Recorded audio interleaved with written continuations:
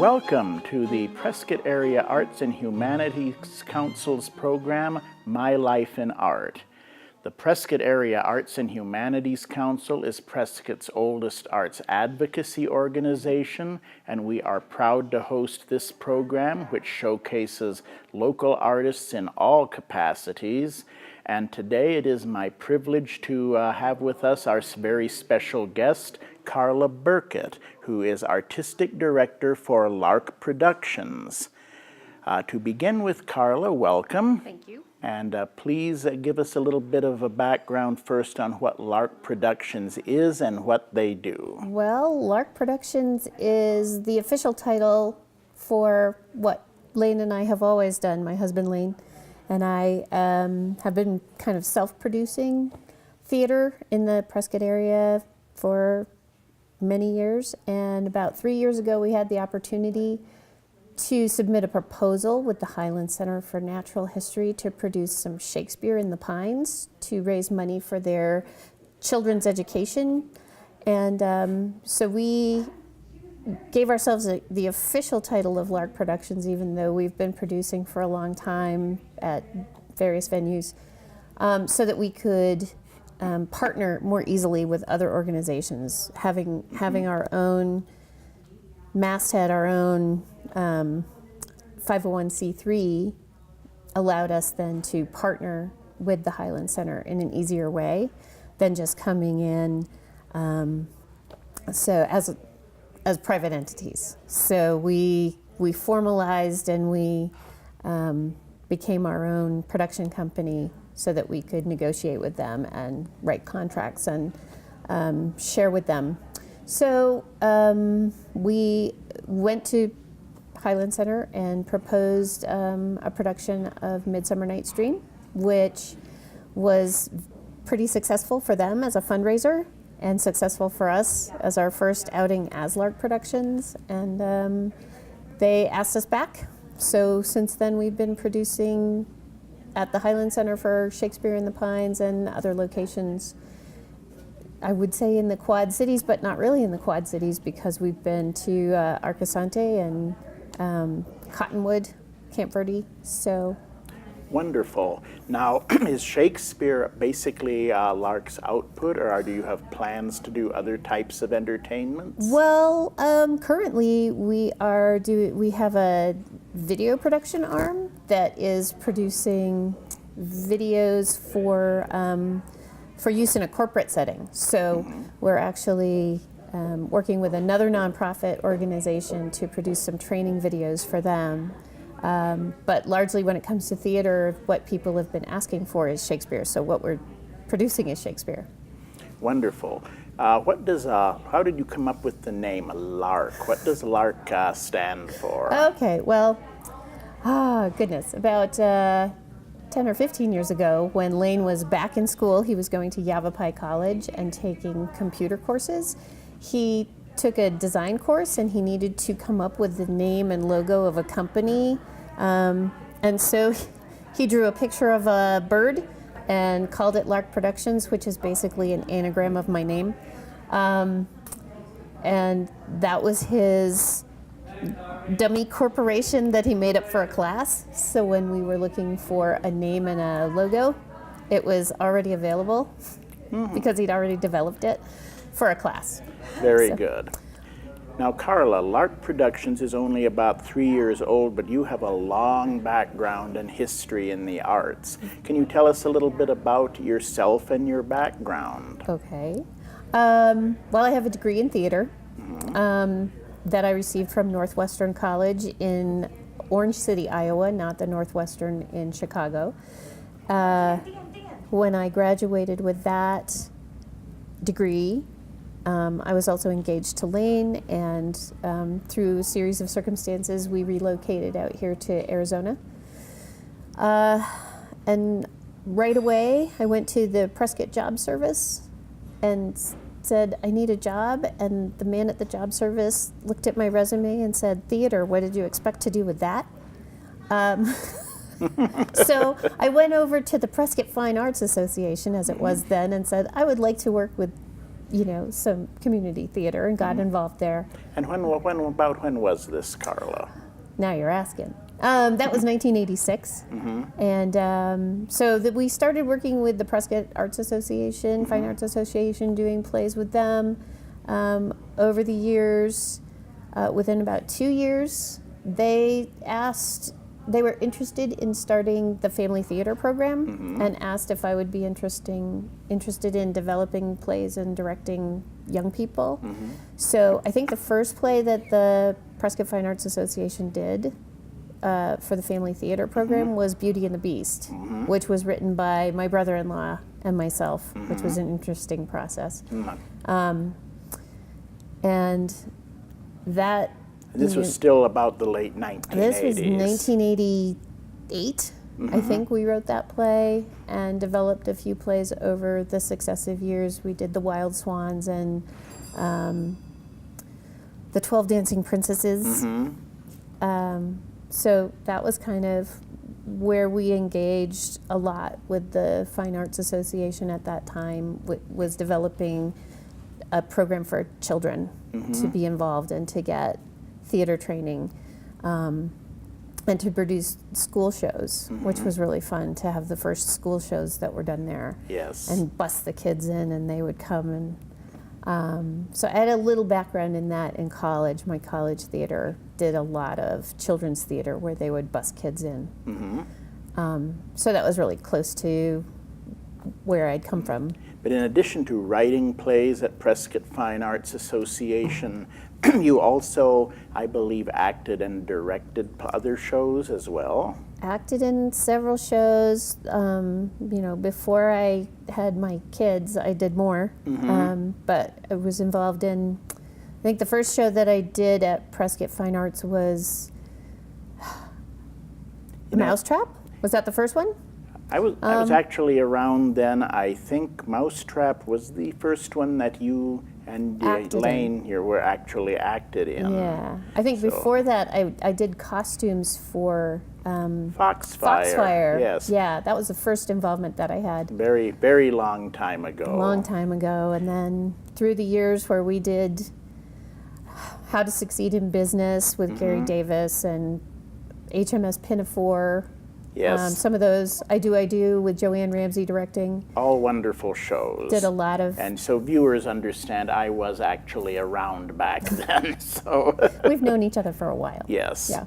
But that isn't all you've done. I know time went by, and during the 1990s you also started doing some history shows. Yep. That kind of came about through my association with Jody Drake and the Meissen sisters, Jean and Janet. Jody was interested in doing some historic theater. She had started the Blue Rose Company, and she invited Jean and Janet and I to sit down and talk about what we could produce as far as original history plays in association with Sharlot Hall Museum. And at that first sit-down meeting that we had, I said, well, you know what you guys need to do? We need to offer Sharlot Hall a play about the woman Sharlot Hall, and that would be something that they wouldn't be able to say no to too easily. Yes, very good. And clever. Well, I'm always thinking. So my husband was standing off to the side at that point and said, Karla will write it. So that was kind of how I ended up, although I'd written some children's theater for Prescott Fine Arts, that was how I ended up writing a lot of theater for the Blue Rose History Under the Stars series at Sharlot Hall. And that one was called Soul of Yesterday. And from there on you went to the Fremont show. We did, yes. Soul of Yesterday was, I wouldn't say hugely successful that first year, but we did have some people come and see it and enjoy it. Yes. And the museum asked us to continue producing historical theater in the amphitheater there. And so I said, well, I had taken a book out of the library that by Irving Stone called Immortal Wife, and read it, and I kept thinking, why is this name so familiar, this John Fremont, Jessie Fremont? And then I realized, it kind of hit me that it was the Fremont House at Sharlot Hall, where they had lived when he was the governor of the state of Arizona, and which is a very small chapter, very late in their life. And so I went back and started researching the story of John and Jessie Fremont and what an interesting relationship they had, and the things that both of them were able to achieve together, because they did it yes. together. Because he had her support, she had his support, and they were very much, and it was very much reflective of my relationship with my husband. And Of so course. we developed the play kind of together. I did most of the scripting, but we acted in it together, and had a lot of opportunities to produce that. We did it several times at Sharlot Hall and at the Historical Society in Tucson and in Eureka, Nevada at the Opera House there, at the North Rim of the Wonderful. Grand Canyon, which is a great place to perform, just because you can look out the windows and there's the Grand Canyon. Of course. That was fun, and we're actually remounting that show this year. Oh, wonderful. Where are you going We're to be doing going to it? California and performing it over there. So, Wonderful, wonderful. So beyond that, you stuck with Blue Rose for a few more years while it was going. stayed with the Blue Rose, developed a series of kind of silly medicine shows that were fun to bring back every year with different casts Yes, I and remember different those. songs, poems, and feats of clairvoyance. We did a mind reading act that was really fun and usually stumped the audience as to how we did it. Yes, yes. We did that 4 or 5 times, I think. I believe so. I think so, That was my something like memory of it. And you did the Homestead show. The Homestead play, which was an interesting project because I wrote it to be performed in reverse. It started yes. with modern day and kind of went back in time so you could see where this family had come from. I did, oh goodness, we did a temperance show, which actually involved a play that I did not write, a short temperance drama that was written by an unknown author, Right. that was dug out of my grandmother's barn after she passed away. So it just came to me as a bequest. Wonderful. I have no that's idea the who way wrote to get this. a show. It was written in longhand, and it was funny. It was about, a drunkard who, it was sort of along the lines of Christmas Carol, where the ghost of temperance came to him and taught him the Yes, error of yes. his ways. So it was fun to incorporate something by an actual historic person, unknown, into a show that was played at Sharlot Hall. That was fun. We will now take a short break. We will return to My Life in Art, sponsored by the Prescott Area Arts and Humanities Council and our guest, Karla Burkitt.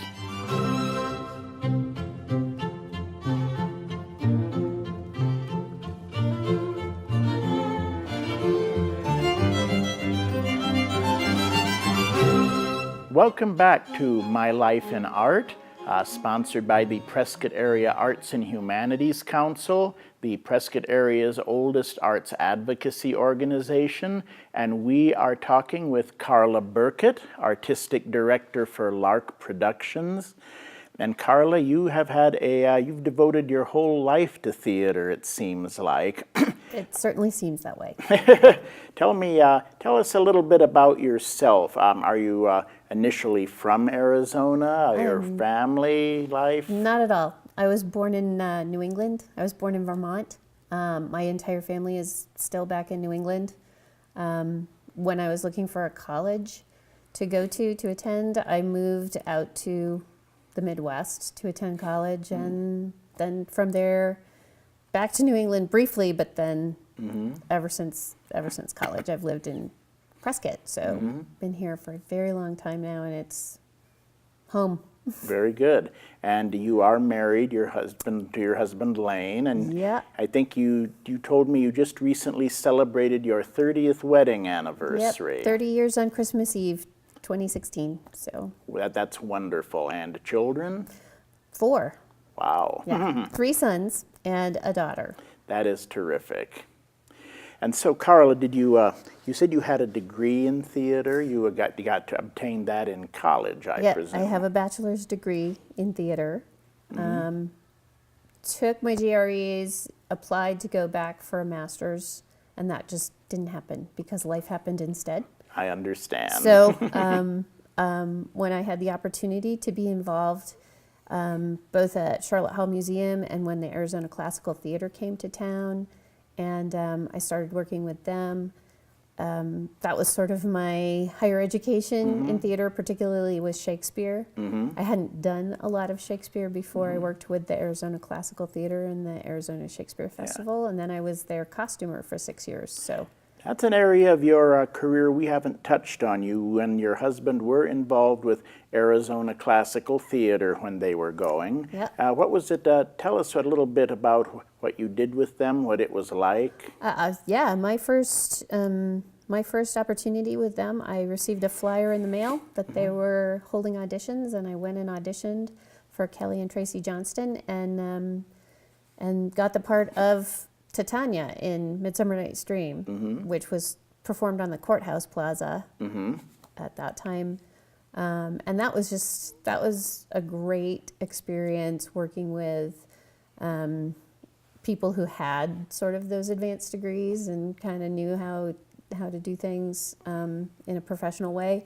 And so I worked with them, did many shows with them, and after a few years was invited to be an artistic associate with them and to be their costumer. So I costumed for them for 6 seasons of the Arizona Shakespeare Festival, which was a whole lot of costumes. 2 shows, rotating for a month. So probably in the neighborhood of 120 or so varied costume pieces, changes. Especially with those, since Shakespeare shows have very large casts. Large casts, lots of extras, some changes, putting men in drag and all those wonderful things that you get to do. And one of the first year that I costumed for them, they did the Tempest. And invited Jay Ruby and the Carpetbag Brigade, the Stilt Walkers, to be part of the cast. And so my very first outing with them as costumer, I had to make 7 pairs of stilt pants. Wow. And I'd never made stilt walker pants. Luckily, Jay kind of clued me into how to make stilt walker pants that would go on over stilts, or I would have wasted yards of material. But I still remember kind of having just acres of material laid out and being afraid to start cutting out these pants because I was afraid I was going to screw it up. But that was really, it was education by immersion and just, sink or swim. Arizona Classical Theater were into somewhat revisionist Shakespeare, transplanting the plays to other settings, I believe. They did, they modernized, they stuck to the text, but put them in, different time periods, which is one of the beautiful things about Shakespeare, is it resonates regardless of whether you're putting it in Elizabethan costume or modern costume or 1920s.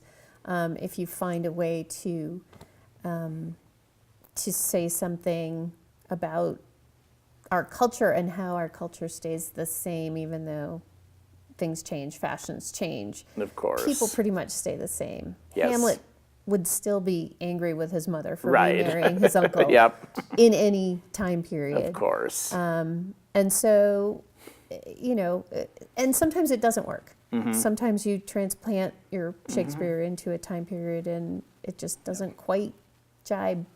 But Arizona Classical Theater is gone now, but you're carrying on the tradition of Shakespeare with Laark Productions. Sort of carrying on that tradition, and that's how it came about. Arizona Classical Theater still exists in name. Tracy Mason lives in Phoenix, and she still owns that, and but she's very busy with her current job. Right. And at the time that the Highland Center was looking for somebody to produce Shakespeare, they actually contacted a former managing director of ACT because someone on the committee knew her, and she sent out an email which came to me because she had worked with me and I was still in her email contacts, and that was how it kind of bounced around the state in a couple of emails before it came back to me in Prescott Valley, and I said, I have to do this. I miss doing Shakespeare. I miss doing Shakespeare outside. Right. Shakespeare needs to be outside. Yes. Altogether, in your long life in art, how many shows would you estimate have you worked on, or have you kept an exact count? Or I haven't. I tell time a lot of times by, okay, that was the year that I did this, so I know that was scores, probably in the neighborhood of a couple hundred at this point, I'm not sure. Because I teach, and I've been a teacher for 18 years, and I teach theater, so. And I believe, you teach children at Franklin Phonetic School, and you teach drama. Is that correct? I'm the drama teacher. I work with everything from 1st through 8th grade, which is interesting and challenging. Directing children can be difficult. It can be difficult. Can be rewarding too. They say don't work with children or animals, and anyway. No, I really enjoy it. I enjoy going into the classrooms and doing acting exercises with the kids. We've done, when I first started there, it was 1 show a year, and now we do around 4 every year. I work with the 4th graders, and they write their own opera, and I help them with the scripting process, and then I direct it. So that's, it's good. It's just, it's good to get kids involved at a young age and to teach them the cooperative art that theater is, instead of, there are solitary art forms, and then there are cooperative art forms like theater, like what we do, and working with kids on that sort of thing is really rewarding. Of course, yes. So between my job as a theater teacher and my extracurricular activities in community theater and historic theater, it keeps somewhere around a couple hundred probably. Wow, shows. It's an impressive accomplishment. Do you have any particular memory or any incident on any show that really stands out for you, that like, oh, this is great, or this was absolutely horrible, or anything like that you might like to share? Well, like I say, we like to perform outside. What Laark doesn't have a theater home. We don't perform in a space. We translate into other spaces. So my association with art and weather is kind of up there. Being hailed on at Granite Creek Park was a really memorable experience. David Lubin and I were doing a scene in Measure for Measure. The audience was there. It was not a rehearsal. It was, and a storm rolled in, and it started raining gently, and I was sort of like, is Kelly going to stop the performance? It rained a little harder, and then it started hailing. I was on the balcony looking down, and David was on the main stage looking up, and I could see hailstones hitting him in the face and bouncing off. And it was so loud. You know how hailstorms are. It was so loud. We're screaming at each other, and we're still both, is the director going to stop the show? And we did not stop until he called a halt. But that was painful. I'm sure it was.